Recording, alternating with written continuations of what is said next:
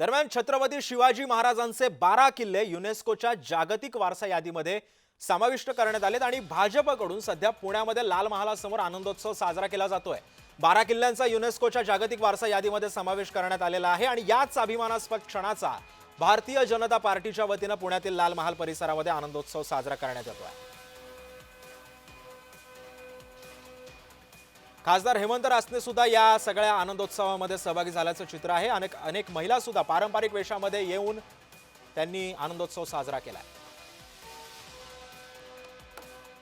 छत्रपती शिवाजी महाराजांच्या 12 किल्ल्यांचा समावेश युनेस्कोच्या जागतिक वारसा यादीमध्ये झालेला आहे आणि राज्यभरामध्ये याच्याबद्दलचा आनंद उत्सव जो आहे तो साजरा केला जातोय। आपण आता पुण्यातील लाल महालासमोर आहोत आणि लाल महालासमोर हा सगळा आनंदाचा क्षण जे आहे ते छत्रपतींचे मावळे साजरे करतायत, पेढे भरवले जात आहेत। आपण पाहतोय की आमदार हेमंत रासनेंना पेढे जे आहेत ते भरवले जात आहेत आणि आनंद उत्सव साजरा केला जातोय।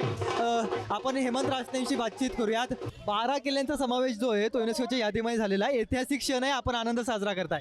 आज छत्रपती शिवाजी महाराजांचं वास्तव्य असलेल्या पावन भूमीमध्ये आज आपण या ठिकाणी हा आनंद उत्सव साजरा करत आहोत।